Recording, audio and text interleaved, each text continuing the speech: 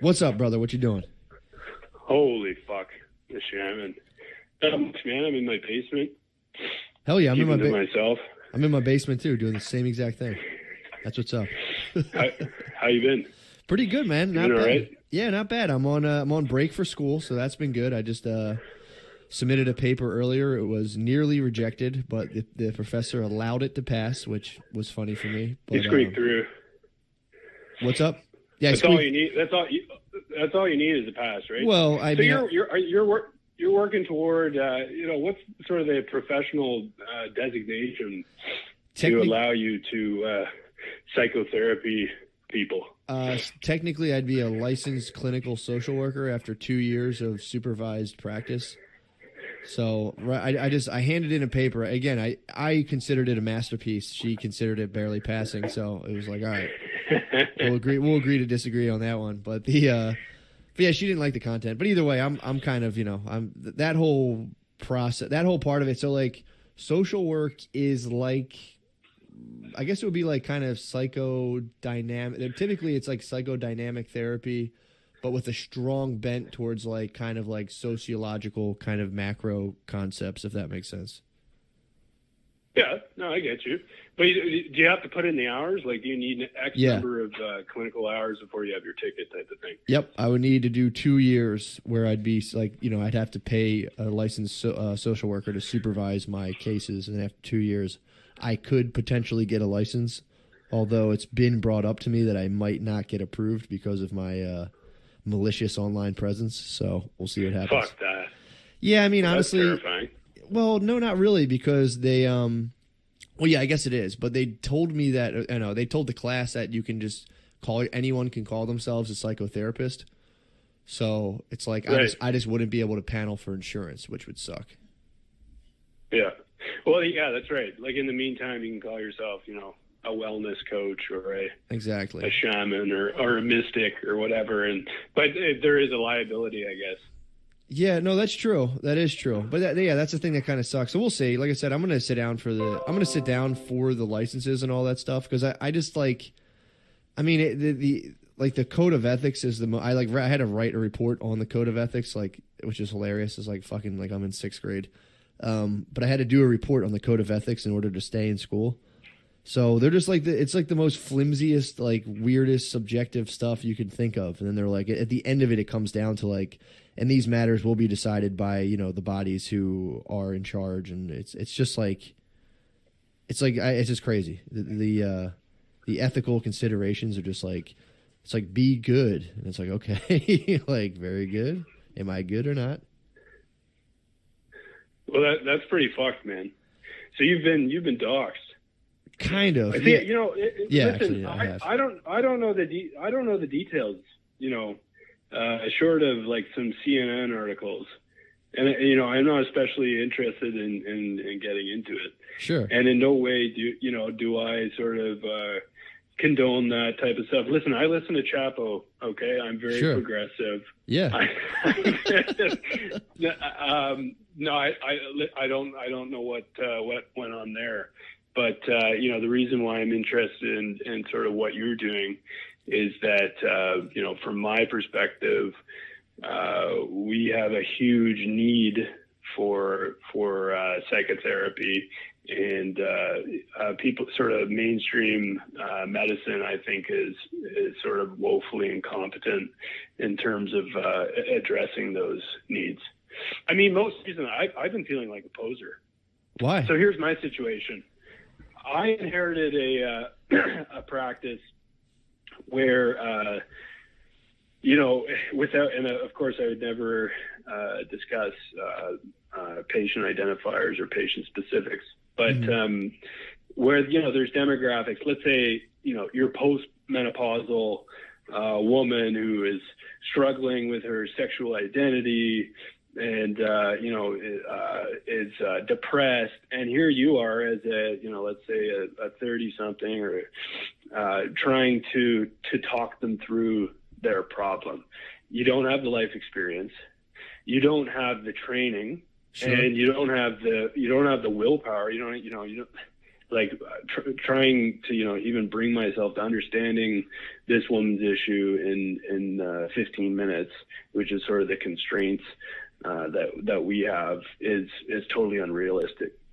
So that's where the therapists come in. So I've been shopping around in my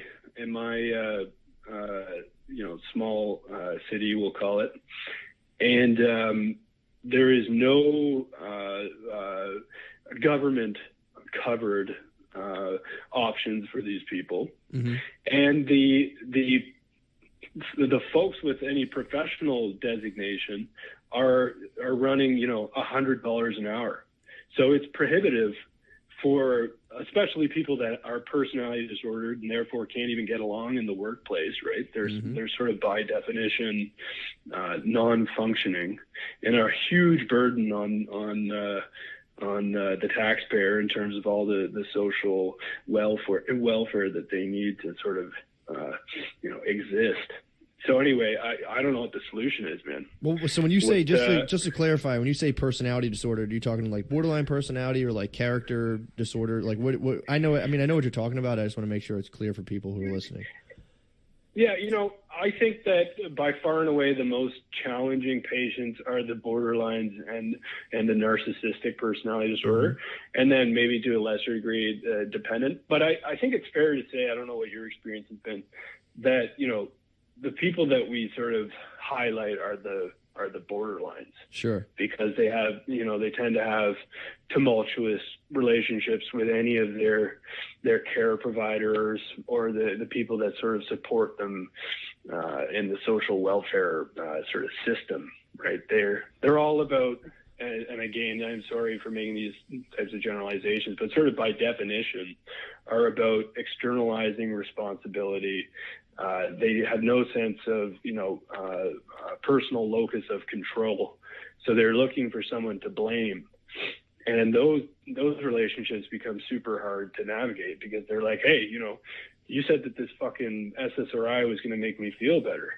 And I still feel like shit. I'm still slitting my wrists. I'm still showing up to the emergency department every other week. What are you doing wrong? Why aren't you, as my doctor, taking care of me?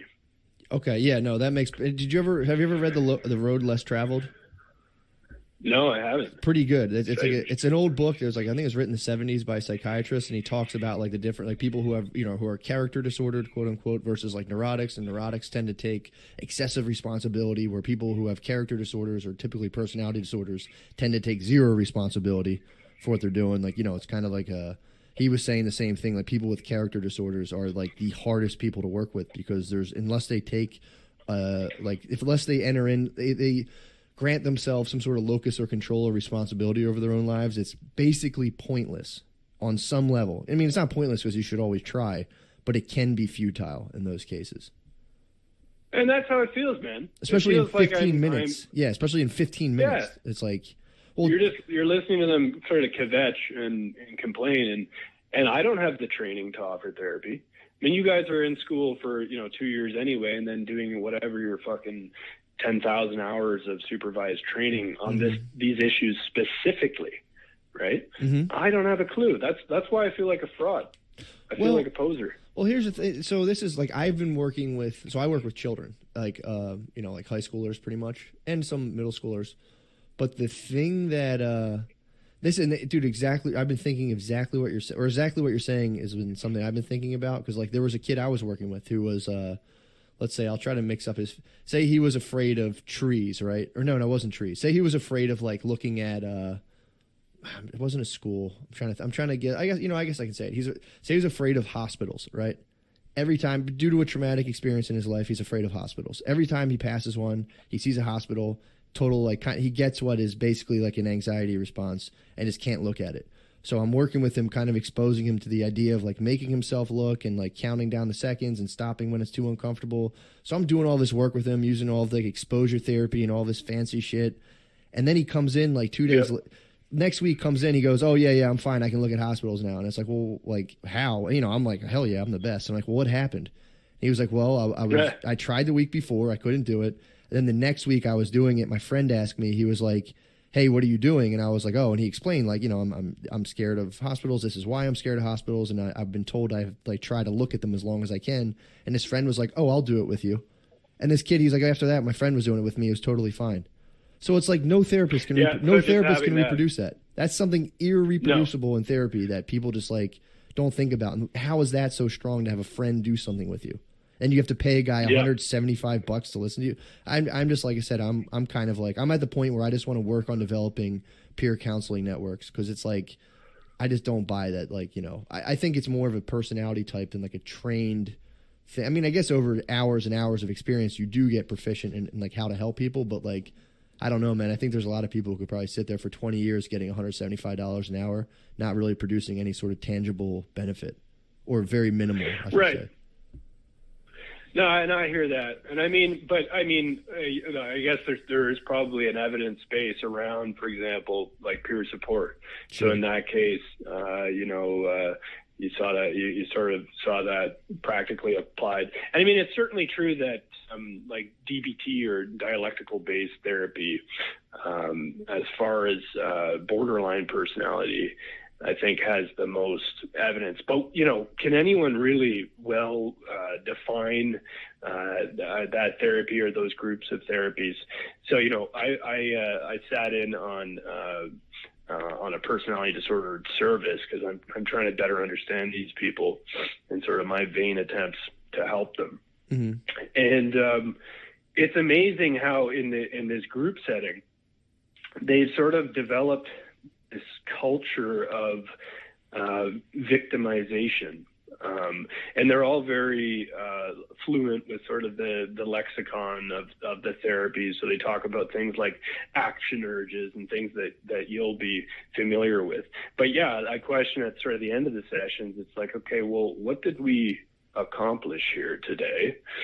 And how is this going to change, this individual's sort of patient's outcome? But certainly that's like you spoke about making peer or facilitating peer support networks.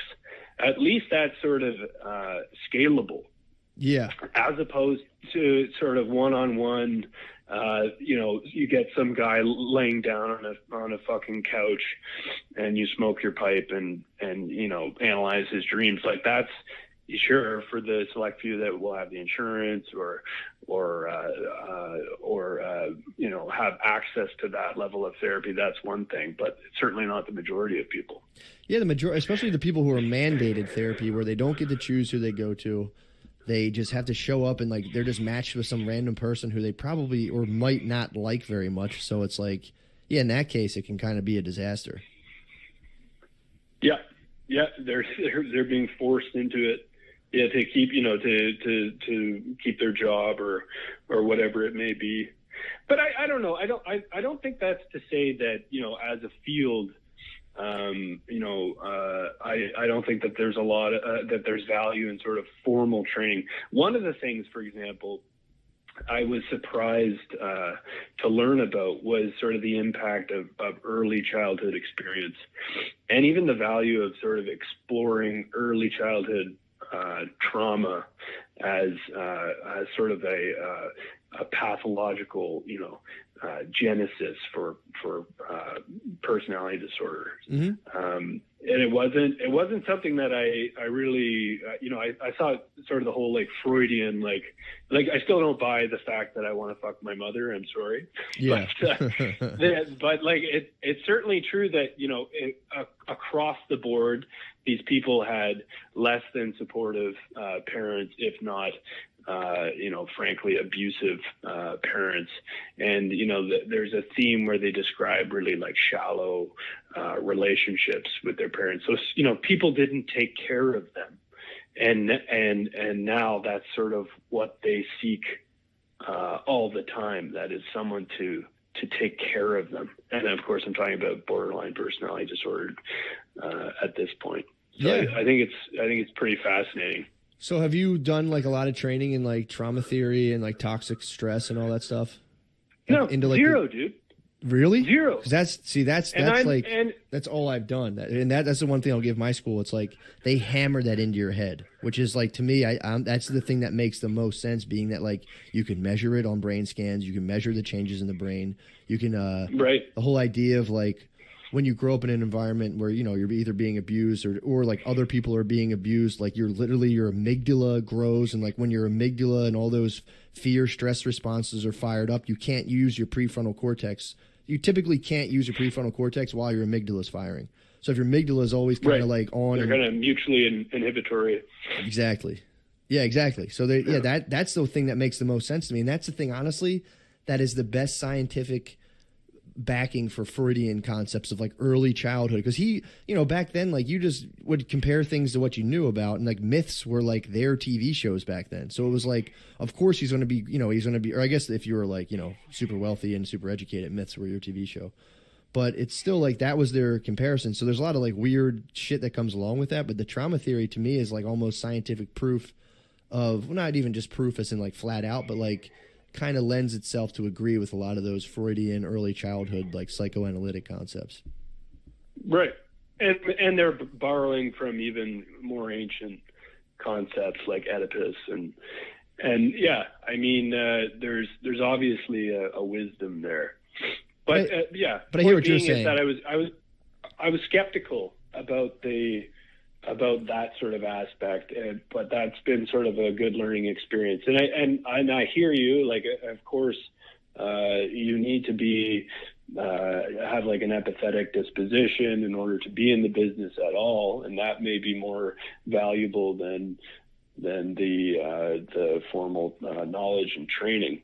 But the quandary that we're in, and it probably is the case in the States too, and certainly as you guys go towards single payer, is that you have this artificial hierarchy where you have your doc, it might be your internal medicine attending, who is writing the sick notes, who is writing the prescriptions, but who has very little formal training unless they seek it out, and doesn't have the capacity in terms of time or the resources to really do sort of like an in-depth diagnosis in terms of all these mental health issues. And psychiatrists are no help. Sorry, not in my area anyway. They're so burdened that they're there to discuss fourth line medications and resistant schizophrenia. They're not there to explore how daddy issues are causing this woman not to stay in the workplace. Mm-hmm. No, absolutely, absolutely. And that's now, like I said, I didn't want to I kind of can have like extreme language, and I didn't want to like say like, oh, you don't need any. I think training's good. It's just like, when you medicalize life problems, like you just mentioned, like you have daddy issues, but that can only be interpreted through like a medical, like the medical gaze, or I forget who said that. Like I forget which. There was some theorist who talks about that. So it's like if you have daddy issues, it's not really a medical problem, but seems like it can only be dealt with if it's tagged with the appropriate like disorder, quote unquote, and then insurance will kick in, when in reality this person might just need like someone to model positive relationships to them and do all this other stuff that just takes a long time, that is like outside of like, when I say training, I mean like, and this is what bothers me, I've seen sometimes in my schooling where people are just excited to like pin the tail on the donkey and be like, boom, ODD, boom, this and that. And it's like, yeah, that's cool and all. You read through the book and like match symptoms up, even though like most of the symptoms are the fucking same for like half of them. But it's just like, right. I'm more into, what I want to get into is more like holistic therapy. Like I said, like plant medicine, exercise, sleep, diet, like all those other things. So when I deal with people and they're like, oh, I've only slept like 3 hours a night for the last week, it's like, well, that might be a problem. You're seriously upset. I can see why you're upset, but like if you were to sleep 8 hours, there's at least I'm inclined to believe that a good amount of your stress would kind of go away, or at least be mitigated. So it's like, I don't understand. I mean, I understand why, because like you're just saying, it's all kind of filtered through this like medical hierarchy. But yeah, that's kind of what I want to get into, is like, having more holistic approaches, more affordable approaches, and a more like kind of like a more centered communal experience for mental health for people, one that's actually good and measurable, that doesn't fall prey to all like the bullshit stuff. Absolutely, man. And it's funny because, for many, what I would call medical illnesses, I push back against alternative medicine, putting crystals in your vagina to clear your Crohn's disease or whatever.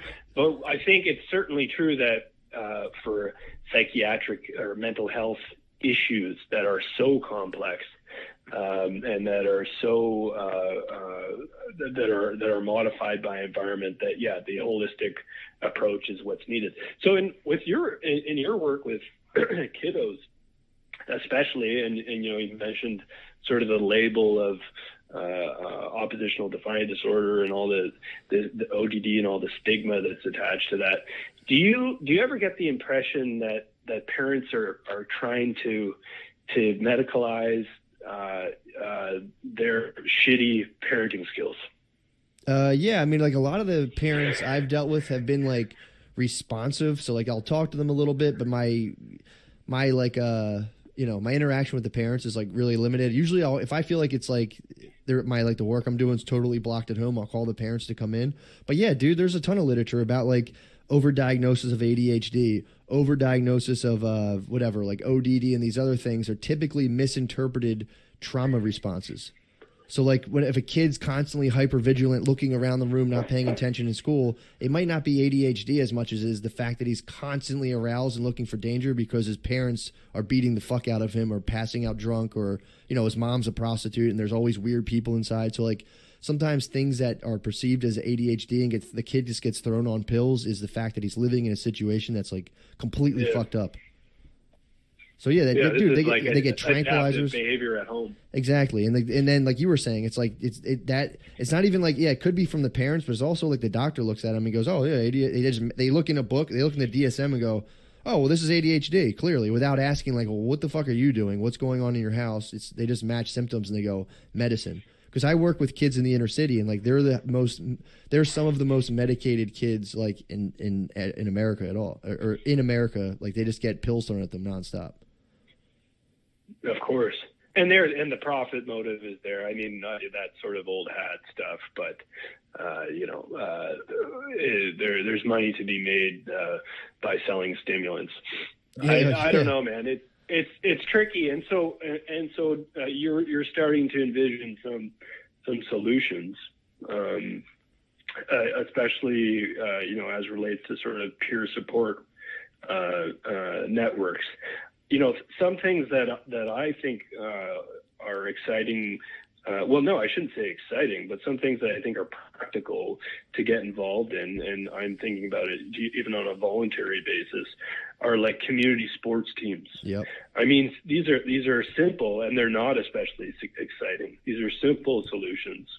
But, from a cost effectiveness perspective, that might be more useful than sitting down with your newly graduated, doctor that has 15 minutes and a prescription pad. Yeah. In terms of solving these problems. Well, it's also like you can use, and I use like with the little, especially like the boy. Actually, at the middle school, I only work with boys, but it's like I'll do a thing where they have like a little like arcade basketball hoop. And I'll teach them mindfulness like techniques, but while shooting basketball. So I'm like, all right, take a deep breath. And I'm like, detach yourself from whether or not it goes in or out and just let the ball leave your hand. And it's like, this is easy to do. And you could have entire sports teams based around kind of mindfulness practices instead of like some like 45-year-old dude who for some reason needs like an 8-year-old kid's team to win to feel good about themselves. So it's like, it would be nice to kind of, it would be nice to kind of like, and then he's just re-traumatizing kids, being like, you got to win, and they're just like, oh, fuck. So, yeah, it would be, I mean, what you're talking about would be cool to have, like, and people would, I guarantee, be like, oh, my God, shut the fuck up. But, like, adding therapeutic elements to sports and, making it, I don't know, like, reconceptualizing some. I just think that, like, especially for little kids, it's like, well, what are they inherently interested in that you could kind of, like, mold in the way that it's not forcing them to do stuff. And honestly, too, a lot of the stuff that when I keep talking about, like, communal thing, it's just church. Like, we're missing church is, it's gone awry. We need to reconceptualize church. and then be able to like linchpin just communities, families, all this stuff around a concept. And it's like, it doesn't have to be, you know, like altar boys and weird Latin languages. It can like, I like the ancient, like the Greek thing of I pray at the altar of Matt and Shane. It's hilarious, dude. You've seen it. You've been on the Reddit. Let's be honest for a second. It's so you've already started to you know, institute these community solutions, and there's nothing there's nothing wrong with, you know, a group of sort of like-minded guys getting on the Reddit and sharing ideas, and it's taken sort of more full form as far as I can see through Cumtown. So you like, man, like they're on now. The problem is their sort of ethos is a little bit different, because there's so much sort of irony poisoning. So I don't think that there's the same sort of sense of community, but it's certainly true that beyond. So you're familiar with Discord? I assume. Yeah. So you have people with complex relationships. Okay, this is the e-culture. You know, sort of boyfriend girlfriend type of people that are signing on the Cumtown Discord or on the Matt and Shane Discord, and learning how to interact. And here's the reality. And, you know, I'm sorry for the listeners, but these might be basement dwellers, a lot of them, right? These might be people that are playing too many video games, okay, and maybe are a little bit personality disordered. But it's a way for people to, you know, learn how to interact with each other a little bit better. In the case of maybe I'm speculating, in the case of some of the Cumtown Discord folk. And then, like you're pointing, and then maybe with a little more sort of fully formed communities where there's a little bit more of an ethic. On Reddit, for example, you know, you're already establishing these peer support networks, and giving people purpose and giving people a sense of beauty and meaning. No, I think that's huge. Yeah, well, yeah, I appreciate that, and it is. And again, it's not a slight to be like, you know, there are a contingent of any online community that pretty much are, I would say, people who might be not like agoraphobic, but might just kind of be in this little box and cube and kind of unsure of how to proceed in the world. You know, which a lot of that goes back to your, like, what were your parents like? What did they teach you? What do they teach you the world was like through their behavior? Because as a 6-year-old kid, if your parents say they don't like you, that's the world saying the world does not like you, and then you carry that on throughout your life. But yeah, no, I think you're right.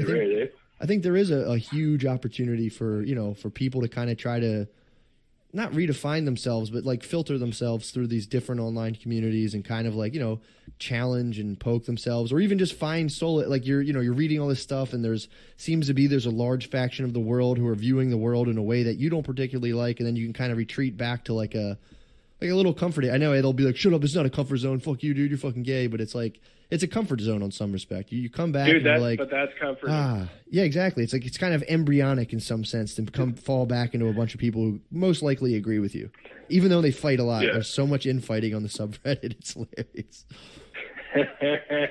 But there's something therapeutic about being razzed. You know, like I don't know. True. Man. Like I think there's a lot of kind of healthy shit talk. True. No, absolutely, man. I mean, I'm sure you've met people who can't take like a joke at all, and it's like they don't fare well in social situations. Yeah, but no, man, we're all praying at the altar of Matt and Shane. So here's the thing: like I grew up without any real religion outside of being like a choir boy. Mm-hmm. And here we are, kind of holiday season now, and that's been difficult. Like I think I had the Western moral ethics just drilled into me by watching TV and stuff like that, but certainly I never had a faith, and that's definitely been difficult for me, I think that my family was sort of, reactionary atheists and sort of extreme from that perspective. And it was weird growing up. Like, so I've heard your little twills or in trills. Were you in the choir as well? No, I was an altar boy, but you were an altar boy. Yeah, I grew up on it. Well, I was in the choir for I quit because I didn't want to do a solo, even though I highly regret. It's like the most regrettable mistake in my childhood because I'm not a bad singer, so I could have wowed my class with my pipes, and I just bitched out in fucking 7th grade. And you heard it. Fuck, man, I still sweat. I'm like, what a bitch I was in 7th grade. But yeah, I had the opposite experience. I was like, if I masturbate, I'm going to hell. I had like a taste of like the Old Testament God for the first like 7 years of my life, and then it was just kind of like, yeah. But yeah. So you were the opposite. You grew up with like serious atheists. What is that like? Because that's like foreign to me. Well, it was fucked, and it was fucked being part of the choir, for example, where we're singing, fall on your knees, praise be to God, the King has come type of thing. And I'm trying to reconcile that and scenes of Bethlehem with palm trees and baby Jesus with Santa. Santa was the pantheon of gods that I was comfortable with. And I thought that was from like Coca-Cola or something like that. I had no fucking idea what these guys were going on about. Why were you in the choir? Why were you in the choir? Because I had a beautiful singing voice. Hell yeah, dude. That's what's up. Yeah, until my voice cracked. I swear they would have castrated me if I had kept going. I know it was gorgeous. Damn. Yeah, but I couldn't. And the thing is that we brought I remember sort of a snide, sort of smug attitude of like, oh, these people are sort of delusional, but you couldn't but help get caught up in the spirit of it, right? Mm-hmm. And singing together and sort of the glory of it and the wonder of it. And I mean, obviously, I have to give my folks credit. That's part of why they had me involved. But yeah, so now we don't have that. I mean, is it still politically accessible to sing Christmas carols, or is that? I don't think that's PC anymore. Well, right? there's a couple like Baby It's Cold Outside is slightly off limits. Even though I don't think you would like banned. Yeah, I also don't think you would go to somebody's house and like try to entice them with that one. Like if you started singing Baby It's Cold Outside at someone's neighbor's door, that'd be kind of funny. But no, I think like I don't know. I think people would, people started walking around Christmas caroling and all that stuff. I think most people would be kind of like, oh, that's nice. I mean, I did in class. We did a musical, so we had a music therapist come and like they like came into the class and without even speaking started singing as like a little like like ma ma ma ma ma and like introducing themselves like my name is blah blah what and all that stuff. And it was funny because the class froze and then like she got us all to introduce ourselves. We had to sing our names and then keep patting the rhythm on the desk while we did it. It instantly centers an entire group. It was my attention drifts very like hard. And I was like zeroed in after we did that little like quick little singing and like desk drumming exercise. My attention was seized for 45 minutes. Like I was like rapturously listening to this lady and just taking in all of her words, just like, oh, yeah. And it's works better than Adderall. Dude, it's crazy. It's crazy how simple that is and how well that like zapped me in because I don't think I have ADHD, but I'd be willing to bet that if a doctor assessed me, I have forms of ADD or whatever. I definitely would come up positive for that. But it's like, dude, I did that with that lady and I was zeroed in, being like, wow. Your blood. I'm sorry, sir. Your blood test has come back and you have ADHD. Yeah, but exactly. Yeah, I think we all come back positive for some aspects of that diagnosis. But yeah, so you found that it was a way, especially in a group setting, to get everyone sort of on the same wavelength and everyone vibing. Yeah, for me at least, there's a lot of everyone bitched out. No one would sing along with the song, which kind of bothered me because it's like, seriously, you guys, everyone just bemoans like Western civilization so rigid, and it's like, all right, here we go, we're all gonna sing together. You don't want to do this now? It's like, god damn it, that kind of bothered me. But yeah, there is something like profound the simplicity of sitting in a group of people, and as it's been kind of like made to be kind of silly, like to have a drum circle. But like, dude, if you got me 6 people and some drums, I would sit there for 4 hours and drum and fucking sing. I would love to do that. And it's so easy to do. Absolutely. And I'm sure if you were to hook people up to biomarkers before and afterwards, our blood pressure would drop and our, whatever else, our cortisol would drop. It's like a simple thing people can do together that we're for some reason kind of like super hesitant about. For sure. Well, and I mean, those institutions are falling apart, right? I mean, church attendance is way down. Not that I'm like, fuck, man, and don't get me wrong. Like, I don't have the first clue, and for all I know, it's probably boring as fuck to sit through a sermon. And so boring. But there's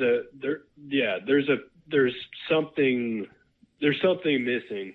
I mean, there's always going to be sort of societal pathology, but as we become more digital and more isolated, it's becoming more difficult to get together and to teach each other and to support each other as peers. And maybe that's why we're moving toward these online solutions. I mean, Facebook's worked well. Speaking of Facebook, one of the recommendations, so new dad, how far along is your baby? When do you anticipate? She'll be here March 1st, according to the estimates. So you're a new dad, you said? Yeah. Congrats, man. Newish. Congrats. Yeah, I'm not going to dox myself specifically, but congrats. I found that, so it's difficult, especially the first 4 months. I mean, it's hilarious to complain as a dad, but the first 4 months are I found especially difficult, and so and no one has kids anymore. Everyone delays their kids until they're like 50 years old or 45 years old. So no one in my peer group had kids. So I went online, man. I had to go online. That makes sense. And I found huge community support for the first time. I didn't anticipate this on Facebook, and so there's groups for new dads, and there's a hive mind that you can consult with practical questions with someone to sort of support you, and that was hugely useful.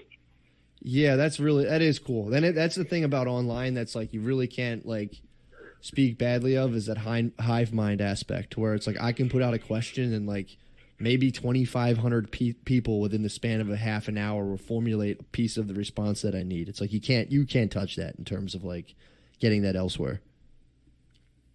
Yeah, dude. They can't hug you, but short of that, it's a pretty supportive environment. So how are you going to raise your kid? How are you going to mold them in terms of their are you going to circumcise? Or no, it's a little girl, isn't it? Little girl, thank God, because that's a big beef. Yeah. That's a big beef between me and my wife right now. I'm saying no circumcision. I'm saying it's unnecessary. He can decide later. It's his.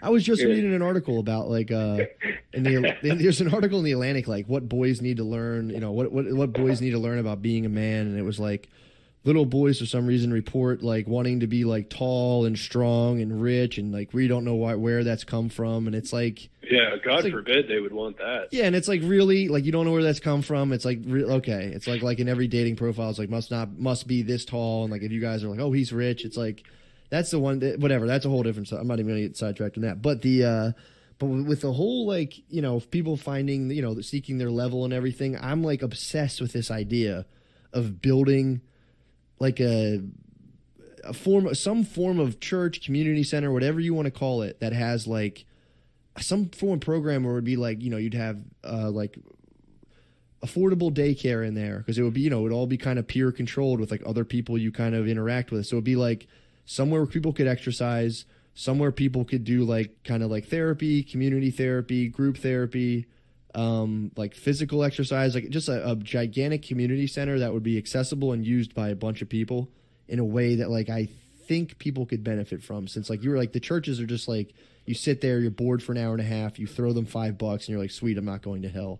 It's like I just don't think that that's kind of falling apart. Right. Yeah, and I think in smaller communities you get that. a little bit more, like in terms of community centers and stuff like that. Mm-hmm.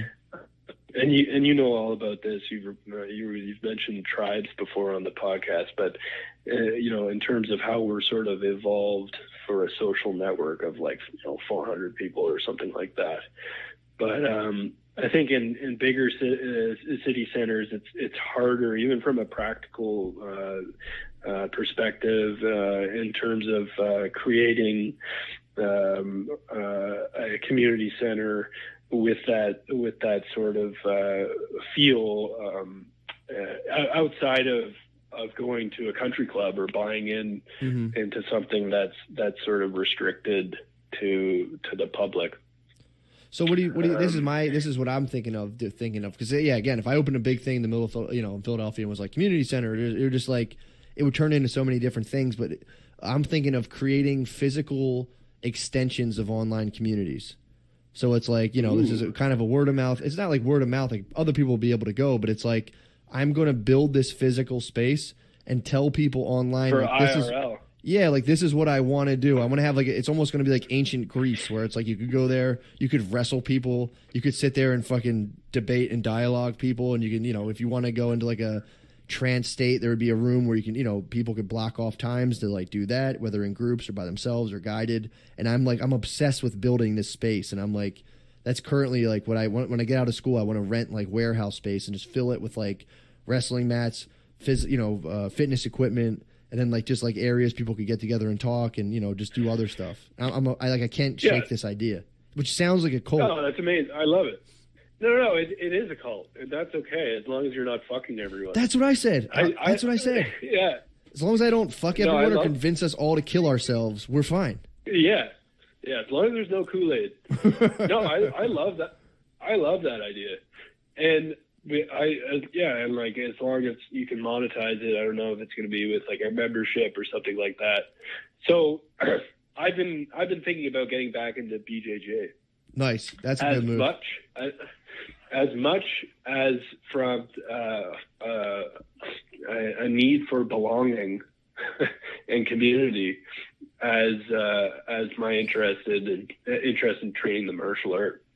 But man, like throwing down some mats, having people unplug.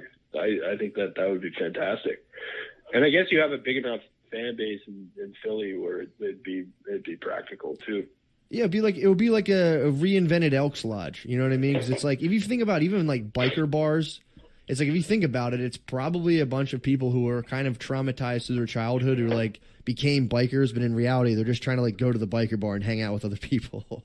So they're like, I'm in a biker gang, but either way. Sorry, that's probably a bad analogy. But even like, actually, that's a sick analogy, dude. We're all fucking bikers, but we're fucking yeah. But like even to think about that, to like open up like chapters of like to extend podcasts, because there is a weird like people are recognizing like this podcast thing is weird, and there is like a communal aspect no one really wants to confront, even though like it does seem to be the case. So like I'm thinking like why not just fucking rip the ripcord and just like I just want to build a warehouse, advertise through the podcast like this is what this is the center I envision to like externalize and materialize the essence of the podcast, and this is what I'd love to have a center for people to be able to do. And then if you want to open one in another city, just fucking do it. It's not like I'd be like, well, I need X. It's like just open these things. I just want this place to exist. You're not gonna franchise it out. No, I just want it to exist because it's all cross promotion.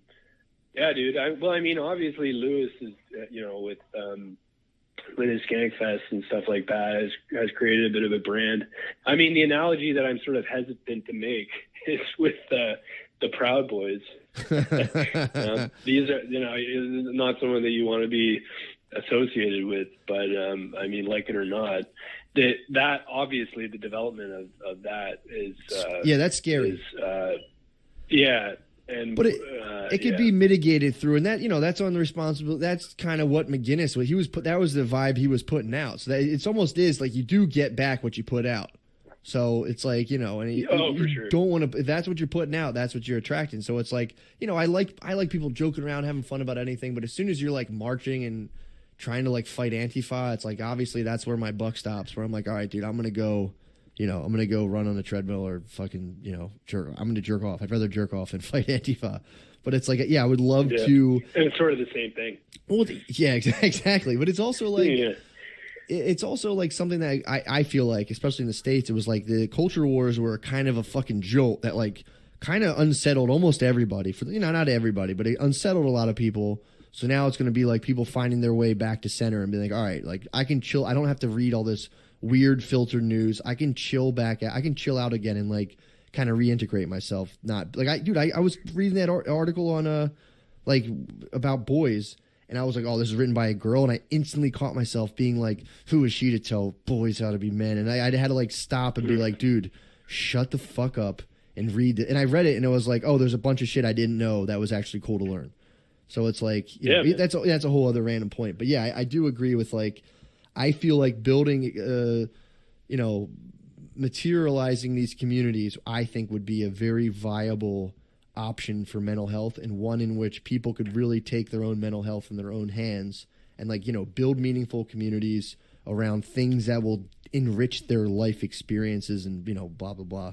So it's like, I think that is a big missing component in terms of people's mental health piece. It's like working out. Like you can't expect to have a nice body if you don't work out, and like mentally, if you're not doing anything that kind of activates those circuits of feeling okay, like the calm peace cycle, whatever you want to call it, the antithesis of the fear cycle, it's like, then it's not going to happen for you. You're not going to feel good. Does that make sense?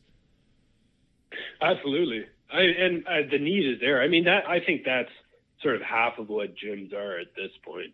Yeah. I mean, it's certainly the case with yoga studios, and like, it's, people are going, going to their Sunday mass and doing, hot yoga and having a spiritual experience. I mean, what the fuck what happened to the Elks Lodge? What happened to, I don't really get that. I mean, I guess all that sense of like brotherhood or whatever has gone online, and in terms of in online communities, and obviously it's not natural or as healthy as being in a physical space. No, so and I love it. Yeah, it is awesome. And it's also, I think that I would say people of our generation and younger suffer from, and this is when we were talking about the ethos of certain podcasts. I like the dudes who do Come Town, but I feel like for a certain, they've put, and it's not just them, I think the reason they're so successful is they've tapped into this like need for people who are our age and younger to like interpret all of life events through like an ironic kind of like filter, if that makes sense. So like the idea of going to an Elks Lodge is already so kind of blah and like, oh my God, what are you, a fucking boomer? So like, which is, that's cool to like distance yourself from a lot of weird boomer tendencies, but it's like, you can't throw the baby out with the bathwater. What they don't get though, if I can, presume to say as much, is that those were started with a fucking tongue in cheek. Like that, it was supposed to be stupid. You know what I mean? That's hilarious. Like the idea of like, putting fucking antlers on your head or like whatever, like that's the whole point. Like it started as a sort of semi joke or a little bit of like with a little bit of a satirical feel, but that's not to say that there can be a genuine like component, right? And it's the fear of having any sort of being earnest. Yes. Like you can't mix the two, right? And I think it is totally fair to say that that's sort of part of what your podcast has gotten at. And I was also listening to Dad Meat. Dude, Dad Meat. I love Dad Meat. Go ahead. Sorry. Yeah, they're trying to. Well, but no, I'm not. I mean, you got it. Like that's what they're trying to get. Like there's nothing incompatible about earnesty and humor. You know what I mean? Like you can go in and out of the two. But yeah, like Calm Down is fucking hilarious, and Nick Mullen's obviously a genius. But I don't see them making any community centers anytime soon. For sure. That's not what he's aiming to do. No, not at all. And I like I said, I think it's great to be able to listen to something that's 100% satirical. It's just like you're saying, when then the community forms around that. And then, dude, this is the paper I just submitted about how, like, we almost unconsciously build hierarchies around everything we're interested in. And that was my idea with like social work school, how it's like, yeah, like I get that, you know, and they're always pointing out all the flaws and everything, but I'm like, well, what are you guys doing? What are you guys building hierarchies around? And how are you guys conceptualizing like how you stand apart from others within this, you know, how does that look like? I mean, I'm not going to bore you with all that, but it's like, you know, it's interesting to recognize that where it's like, you know, where are we building? It's not boring, man. You know what I'm saying? It's fucking brutal. Sitting on therapy sessions where they're asking their clients to divulge sort of their deepest, darkest thoughts, and then like feigning this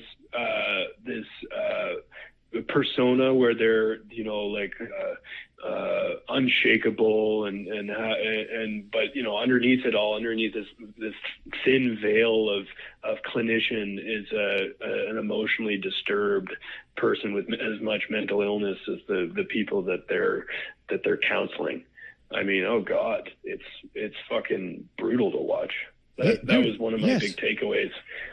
That was it. That's exactly my problem, where it's like, dude, you got to be a little bit above this stuff, man. And it's like, if you're not, then like, I don't know, that's irresponsible for someone who's, again, like 62 years old, 64 years old, coming in, complaining about, you know, like wanting to open up, who doesn't know how, who's never had it modeled to them, and who's going to start the chat with like, you know, like about getting pussy. And it's like, you have to be able to give that person the benefit of the doubt and be like, you know, the unconditional positive regard to be like, this person's nervous about opening up. Let's work through this. And if, as a skilled clinician, I can spin getting pussy into like earlier, what about your early relationships like with girls? What was it like with your parents? Like, you can spin all that stuff rather than being like, I'm a feminist. It's like, it's not time for that right now. Put that shit on the fucking shelf. Oh man. Absolutely. You just push my button. No, I hear that. And if you're bringing in your own political agenda, you are compromising the therapeutic relationship. And that's why, like, you know, not that I'm a big acolyte of Jordan Peterson or anything like that, mm-hmm. but I mean his success, and I think you know, the success of it's a basic formula, is that he entered a vacuum, like mm-hmm. as being a right-leaning, you know, a little bit chauvinistic, politically conservative psychologist. I mean, that's unheard of, right? Yeah. So people were sort of hungry for that perspective. Young men were hungry for that perspective. And then from a therapeutic, looking at it from a therapeutic lens, I mean, he's relatable to them. He is addressing issues, whether you agree with their issues or not, he's relatable to them. And that's why he's done so well for himself, right? Yeah. I mean, if you were to measure his clinical impact with like questionnaires of everyone who's ever listened to him or listened to his material, yeah, it would be enormous in terms of like, you know, like wellness scores, all that stuff. But yeah, dude, you want to talk about an online community who literally personifies the leader of the community? Go to the Peterson subreddit. Yeah. They all talk like him. Holy fuck. They all are like, well, this is reprehensible. And it's like... They all sound like Kermit. Yeah. They literally type... It's bloody awful. They've adopted his speech patterns in typing, which is, you know... But again, like, what was there before? Was that a void? Like, you're like, what... Did they have any thoughts? That's the thing that frightens me the most, of thinking of people who... And again, I could be just saying this, but I feel like there's a lot of people who... at their core don't have any of their true own authentic, or have very few of their own authentic thoughts they've developed through their experience, rather than just like parroting. Like, when you start getting into like how much people just parrot what's around them without thinking about it, it's fucking terrifying. Yeah. I mean, and that's sort of one of the DSM criteria of borderline personality disorder, right? They have no sort of sense of self. Yeah, they feel empty. And I think that's okay. I mean, sure. Fuck. Like, I identify as the media that I consume, and I change on a monthly basis according to what podcasts I'm listening to. No. I don't have a unifying identity per se. Maybe that's why I listen to Come Town. But you know what I mean? Like, not just that. Like, you're able to say like again, the ability to, because dude, my opinion on things change literally day to day. So it's like, it's not that, you know, you're malleable that I'm talking about. It's more of like I've met people who I just don't think even try to stake their own claim in anything at all and just kind of sit and watch. Which, again, like you're saying, I don't think this is a bad thing. It's just kind of, for me, it's just a little strange to watch people never truly throw their hat in the ring in any sort of meaningful way. And it's just kind of like, and I get it. There's huge social rewards not to do that. But yeah, I don't mean like malleable. Right. You know, I'm being malleable and, you know, being like, well, yeah, I thought that's wrong. But being like, I don't know, maybe I'm not explaining it right. No, I hear that. Like they're so passive that they can't actualize themselves because they're unwilling to sort of engage in anything that could be even like remotely, you know, misconstrued as like like an opinion that someone could object against. And like, yeah, I see that. And that's what, you know, people identify most with their, like with sports teams. I mean, that's like God and country for a lot of people is their local sports team, because at least, you know, that doesn't have any kind of connotation of nationalism or like, you know, an ethnicity or anything like that. Sure. I don't know. Is there anything wrong with that? I don't know. No, probably not. I don't think so. I think it definitely also scratches those tribal itches in a way that's like, you can't, like you were saying, like you can't really come at it. You can just like fucking love the Vikings with all your heart and soul, and everyone's just like, hey, that's, I guess, a safe place to pour all of that, you know, like ancient tribalism into. But I also think from a productivity standpoint, Viking fans are superior than everyone else. Genocide anyone who, yeah. I mean, it kind of is like a absorption for those kind of like, you know, like ethno, whatever you would call it. Like people who would want an ethno state would just kind of be like, what the fuck's a Viking, like an Eagles fan, like fucking Dallas fan. It is like a good place to pour those feelings into. But I also have a problem with spending all day Saturday and all day Sunday watching a bunch of sports teams. I just, from a productivity standpoint, that the idea of spending my weekends doing that terrifies me. But, you know, if it's, again, if that's what people like to unwind with. I don't know how people do it.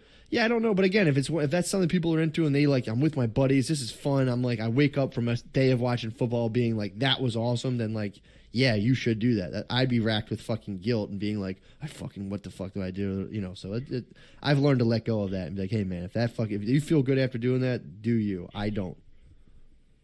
Yeah. What do you think about Peterson sort of propelling himself and making a name for himself based on I don't know if like his politically incorrect opinions around using preferred pronouns and what he would call compelled speech. Yeah. I think that's sort of interesting. So like in your guys' case, and again, I don't know the details related to this, and hopefully I don't know the details related to this, but have you seen a big like spike in your metrics and listenership or anything like that? Well, since the Old Testament? No. Well, here's what happened. So it was like, so the Peterson thing, that was like the thing you're describing was like the lightning bolt that was like the flash of lightning that gave him online life. So it's like without that, a lot of people probably wouldn't have known who he was. I mean, maybe eventually he would, but I doubt it. If he like, you know, literally there was like an arc between two wires and he grabbed onto it. Like that was literally what, like, you know, gave like Frankenstein his digital presence to life. So it's like, yeah, I kind of regret that because I think like his materials are so good when you watch his video, his maps of meaning course, all that stuff. It's so good, but then it just gets kind of derailed by all of the political shit, which, you know, he went on and constantly fed into because there's probably a 1-to-1 thing. If you do that like political stuff, it pays off. You'll get paid. People flock to that. They love that. But when when the shit hit the fan with us, we didn't really like kind of rattle our sabers really. We kind of chilled for a while.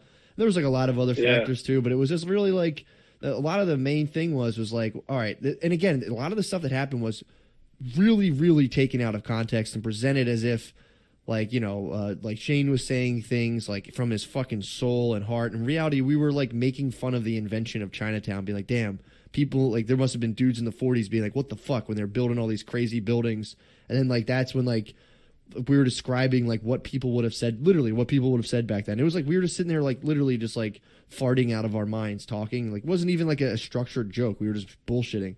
So that was presented as if Shane's real feel. He was caricaturing a guy in the 40s freaking out about Chinatown, and they presented it as if that's how he walks around perceiving the world. So it was bullshit. It was total bullshit. But to answer your question, it was like we kind of chose not to like enter the fray. And honestly, I wanted to. I really, there was a part of me being like, ooh, I could go full fucking like, you know, like freedom speech, and we could have, but no, we shut down the Patreon down during that time, and then we did get like a nice little surge after that. But it just kind of died off because it, you know, I guess there wasn't that. I mean, there was also the possibility our podcast just sucks because it kind of fell off a little bit. But it did fall off, and I think part of that is because we didn't go like full bore into the fray of like, let's go, guys, let's attack fucking like Glenn, I don't know, whoever you know, whatever reporter we're going to attack. We just didn't do that. It's interesting, right? Because there is probably an alternate universe where. I don't know. Like, and obviously you'd be exploiting something there, and I don't know. Like, but yeah, people capitalize on stuff like that. Yeah, for sure. It's interesting because I certainly hadn't heard of Peterson prior to all of that, and he played into it. I mean, it seems like 2016, like all of the media coverage wasn't about, you know, his work as a psychologist, but just the same old fucking story about compelled speech. I thought it was tiring. Oh, it was brutal. And, you know, he would go on, he'd sit down on Fox News, and he could have talked about so much more stuff, but it was just, in the end, he was promoting a book, and he even came out and said, he goes, every time I get protested or I get thrown in the negative light in the news, I make more money. My Patreon just like goes, it just exorbitantly increases every time this happens. And he said consciously, he's like, I consciously, you know, am aware of this, and, you know, he's like, it's something I'm aware of, and it's something I personally benefit from. So he always said, he's like, I'm an unabashed capitalist at heart. I'm a classic British liberal, whatever he would say. But it's like, it sucks because his materials were so good. I think he, like, when they wrote a couple of those hit pieces on him, apparently he was always pretty eccentric, you know, kind of a wild dude, but that's why he was pretty good at, you know, his class at Harvard apparently was like super sought out, because it really was, like you were saying, it was filling this weird void where, like, if you go to a college campus, it's like, what is it, like 3/4, if not, like, honestly, like 7/8 of the professors are, you know, pretty far on the liberal side. Then you have this guy who's kind of like right center, who's kind of like, you know, talking about all these other concepts that, you know, at like 24, they're hit, or, you know, 22 when you're in college, it's like, yeah, this is a kind of a nice message, because, you know, there is something to be said for like the quote unquote conservative message. There's good things about it. It's not like one's evil, the other's good, or you're good, this one's like, there's it's part of the same thing. But, you know, when people get into like, that's like all like the dialectic stuff that like they just don't teach you how to do that in school, how to hold two opposing viewpoints and synthesize them. I can't talk. Yeah, dude. Well, and the psychology department is even worse in terms of political bias. One of the interesting things that so that was the University of Toronto, and I think it was the Teachers College that was especially involved. But they all do this including on email correspondence, these land acknowledgements. As it relates to the First Nations people here, which I think is. I think it comes from a good place, but, you know, from a historical perspective, I wonder if they needed to consult with the history department, because the people that they're acknowledging, like, you know, Anishinaabe or Haudenosaunee, like the Mohawk people, like these people claim to those territories, went back and forth after, you know, massacres and genocide, and prior to that there was people that were living on the shores of Lake Ontario, you know, the Huron or the Wendat culture, which no longer exists because they were genocided. Wow. So it's just, yeah, exactly. It's just like, you know, are we really going to unpack everything, or are we just going to do like a very superficial gesture that's not really helping anyone or acknowledging, I don't know. That's my problem with it. Exactly. It feels empty. Exactly. They would say, oh, what, do you have a problem with it? It's like, no, I don't. This just seems like bullshit, because it's like, as if like, again, like the Paqua, or like, wait, what? They acknowledged that that's our land before they did fucking psychology class? Okay, that's cool. No, they're like, all right, if you really feel, if you're acknowledging genocide enough to be like, hey guys, like just before we start class, I'd like to acknowledge this land once belonged to. It's like, then give it the fuck back. Give it back to them. If you really feel that way, again, that's what I hate about it. It's such an empty kind of like, and just to acknowledge that this land was formerly, it's like, all right, well then fucking let them come here, and like, I'd rather probably learn from a Native American tribe right now. If someone is like, hey, we're giving all the land back to the Native Americans, I say this and people can say bullshit, I'd be like, sweet. I'd rather live in a Native American tribe. This will be fucking awesome. But again, people will be, we got a casino. Well, we're also so embedded. Yeah. It's an impossibility at this point to be like, even if like, what can you really do? It was a genocide. You can't undo it. It's like, ask them, like, what do you guys want? What do you want to happen? I don't know. I have no idea, but I'm pretty sure on the top of their list isn't like, I just want liberal arts colleges to acknowledge that's where the land came from, and then, even Steven. It's like, get the fuck out of here. It's disingenuous. Yeah. Anyway, at the end of the day, you guys were just pushing boundaries, right? Yeah. But hey, I got to run. I got to take. Yeah, likewise. Perfect. We'll do that, and like I said, we'll pick back up later, and I'll let you know if I end up starting a cult. And anytime, dude, anything pops up, just let me know. We can always talk about it. All right, man. I'm ready to drink the Kool-Aid. Hell yeah, dude. Talk to you later. Later, man.